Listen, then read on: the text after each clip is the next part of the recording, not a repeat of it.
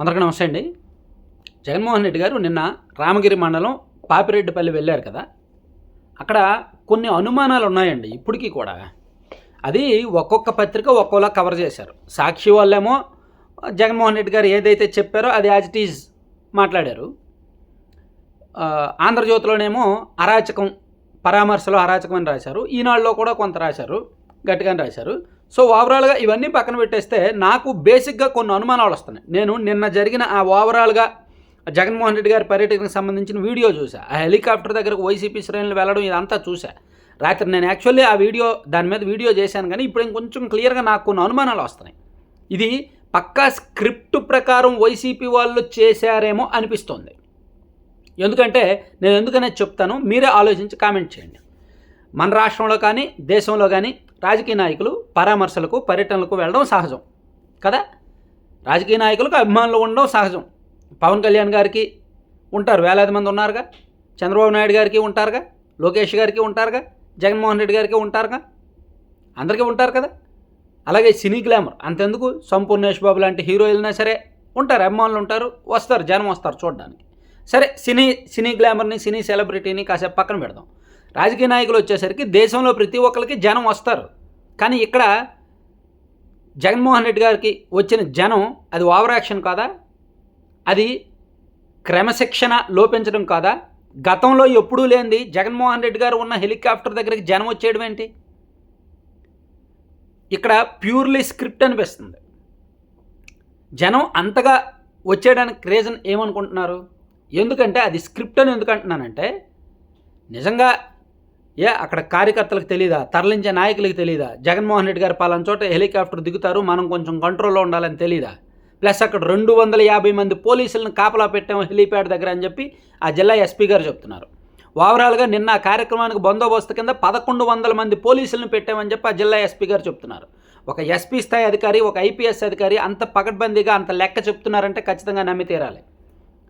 So అంటే ఇక్కడ YCP వాళ్ళు ఏమనుకున్నారు, జగన్మోహన్ రెడ్డి గారు ఎక్కడికి వెళ్తున్నా జనం బీభత్సంగా వచ్చేస్తున్నారు అని రాష్ట్రానికి ఒక సంకేతం ఇప్పించాలనుకున్నారు.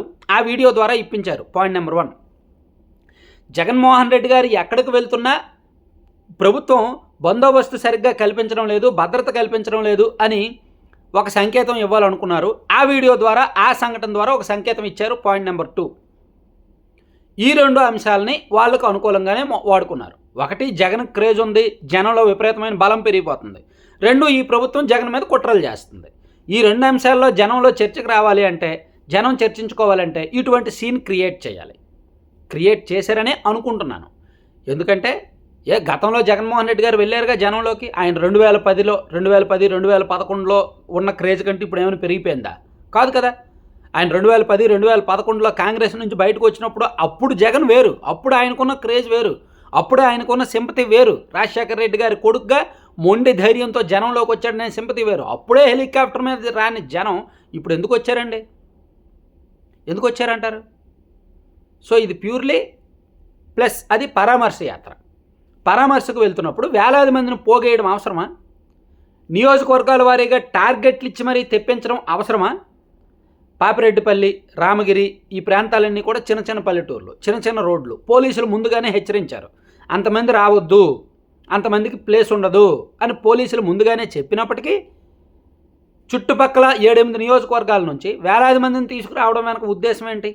బల ప్రదర్శన చేయడం వెనక ఉద్దేశం ఏంటి? పరామర్శకగా వెళ్ళింది. పరామర్శించిన తరువాత ఆటోమేటిక్గా జనం వస్తే ఒక 2000 మందో 3000 మందో వస్తే వాళ్ళకి అభివాదం చేసి వెళ్ళిపోవచ్చు. సో పరామర్శకు వెళ్ళి ఇక్కడ కావాలని ఇదంతా చేశారనమాట. ఇంతమంది జనాల్ని తరలించారు. ఆల్రెడీ కొన్ని వీడియోలు కూడా వచ్చాయి జనాల్ని తరలించడానికి సంబంధించి.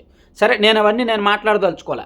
వాళ్ళు డబ్బులు ఇచ్చి జనాలను తెప్పించారని టీడీపీ సోషల్ మీడియాలో ప్రచారం చేస్తున్నారు. అవన్నీ నేను నమ్మను, నేను మాట్లాడదలుచుకోలే. దాని గురించి నాకు అనవసరం. కానీ పరామర్శకని వెళ్ళి చుట్టుపక్కల నియోజకవర్గాల నుంచి జన సమీకరణ ఎందుకు చేశారు? గతంలో ఎప్పుడూ లేనిది ఇప్పుడు మాత్రమే హెలికాప్టర్ని ధ్వంసం చేసేలా అక్కడ కార్యకర్తలు ఎందుకు వెళ్ళారు? కార్యకర్తల స్వీయ నియంత్రణ లేదా? కార్యకర్తలకి జగన్మోహన్ రెడ్డి గారు మళ్ళీ తిరిగి వెళ్ళాలి కదా హెలికాప్టర్లోనే అనే ఇంగితం లేదా?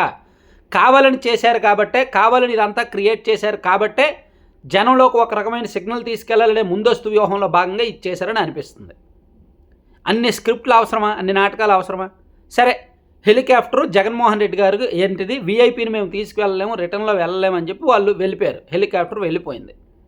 మరి గాలిలో ఎగిరిందిగా. నిజంగా వీళ్ళు ధ్వంసం చేస్తే ఏంటది ఎగిరే రెక్కలేవో ఇరిచేస్తే గాలిలో ఎగిరిందిగా. నిజంగా హెలికాప్టర్ ధ్వంసం అయితే గాలిలో ఎందుకు ఎగురుద్ది? అది ఎందుకు వెళ్తుంది? సరే, ఇవన్నీ కూడా ఒకసారి వైసీపీ వాళ్ళు ఆలోచించుకోవాలి. ఇవన్నీ కూడా ఓల్డ్ మెథడ్స్. ఇప్పుడున్న సోషల్ మీడియాకి, ఇప్పుడున్న చైతన్యానికి, ఇప్పుడున్న ఆలోచనలకి ఈ స్క్రిప్ట్లు పనిచేయవు. ఈ ఐపాక్ వాళ్ళ స్క్రిప్ట్లో లేదంటే వైసీపీలో కొంత రాజకీయ ముదురుల స్క్రిప్ట్లో కానీ ఇవి పనిచేయవు.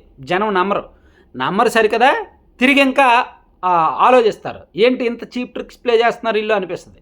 మొన్న కూడా అంతే, జగన్మోహన్ రెడ్డి గారు శ్రీరామనవమికి ఏ గుడికి వెళ్ళలేదు, ఎక్కడ వేడుకలో పాల్గొనలా. ఉగాదికి ఏ గుడికి వెళ్ళలేదు, ఎక్కడ వేడుకలో ఎక్కడ పాల్గొనలా. కానీ రంజాన్కి మాత్రం ఇఫ్తార్ విందులో పాల్గొన్నారు. క్రిస్మస్ కంటే ఆయన ఖచ్చితంగా ఉంటారు. సో అలా అదంతా ఎక్కడ వ్యతిరేకత వచ్చేస్తుందో, మళ్ళీ జనం ఏమనుకుంటారో అని కరెక్ట్గా శ్రీరామనవమి రోజు జగన్మోహన్ రెడ్డి గారు హిందూ రక్షకుడు అని చెప్పి వరసపెట్టి పోస్టర్లు సోషల్ మీడియాలో రిలీజ్ చేశారు. వైసీపీ సోషల్ మీడియాలో. అది తెలీదా? జనానికి తెలీదా? ఇదేంటి ఉన్నపలంగా వైసీపీ సోషల్ మీడియాలో ఈ పోస్టర్లు ఎందుకు రిలీజ్ చేస్తున్నారంటే అదే శ్రీరామనవమి, ఆయన ఏ గుడికి వెళ్ళలేదు, మళ్ళీ జనం ఎక్కడ తిడతారో అని చెప్పి ఆ పోస్టర్లు రిలీజ్ చేస్తారు. చీప్ ట్రిక్స్ కాదా? ఏమంటే పార్టీ, నాకు వైసీపీ అంటే నాకు ద్వేషం లేదండి. నాకు వ్యక్తిగతంగా నాకు వైసీపీ అయినా ఒకటే, టీడీపీ అయినా ఒకటే, జనసేన అయినా ఒకటే, బీజేపీ ఎవరైనా ఒకటే.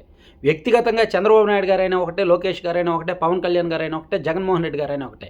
కానీ ఆ పార్టీ విధానాలు, ఆ పార్టీ పరిపాలన, ఆ పార్టీ అమల్లో ఉన్న తీరు మాత్రం ఖచ్చితంగా నేనే కాదు, కాస్త కామన్ సెన్స్ ఉండి, కాస్త చదువుకొని, కాస్త చైతన్యంగా ఉండే ప్రతి ఒక్కడికి ఈ విధానాలు నచ్చవు. ఈ దరిద్రగుట్టు స్క్రిప్టులు నచ్చవు. ఈ రియాలిటీ షో నచ్చదు.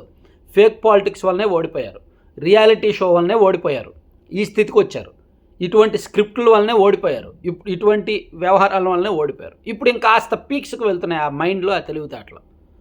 సో ఎవరు సలహాలు ఎవరు ఇస్తున్నారో కానీ, ఎవరు అమలు చేస్తున్నారో కానీ, సో ఇది వైసీపీకి అయితే మాత్రం మంచిది కాదు. గడ్డుకాలం మున్ముందు ఇటువంటివే చేస్తే మున్ముందు మరింత గడ్డుకాలం ఉంటుంది, మరింత ఇబ్బందికర పరిస్థితులు ఉంటాయి. ఆ పార్టీలో చదువుకున్న వాళ్ళు కూడా ఆలోచించాలి. అరే, జగన్మోహన్ రెడ్డి గారు ఎప్పుడు వెళ్తుంటారు కదా, ఇప్పుడే ఎందుకు హెలికాప్టర్ వచ్చేసారు, ఇంతమంది ఎక్కేశారంటే వైసీపీలో ఉన్న వాళ్ళు ఏమనుకుంటారు, మా జగన్మోహన్ రెడ్డి గారి క్రేజ్ అది అని మాత్రమే ఆలోచిస్తారు. అక్కడి వరకే పరిమితం అవుతారు. మా జగన్మోహన్ రెడ్డి గారికి గతంలో కూడా క్రేజ్ ఉందిగా, కానీ హెలికాప్టర్ మీదకి జనం ఎందుకు వెళ్ళలేదు, ఇప్పుడే ఎందుకు వెళ్తున్నారు, బహుశా మా వాళ్ళు ఏమైనా ప్లాన్ చేశారా, మా వాళ్ళు ఏమైనా స్క్రిప్ట్ రాశారా అని ఆలోచిస్తే అది నిజాయితీ, అది రియాలిటీలోకి రావడం, అది బుర్రకు పదును పెట్టడం. అలాగే ఉండాలి. ఈవెన్ సొంత పార్టీ వాళ్ళైనా సరే తప్పును తప్పనే చెప్పాలి. అలా చెప్పినప్పుడే ఏ పార్టీ అయినా బాగుపడుతుంది. Thank you.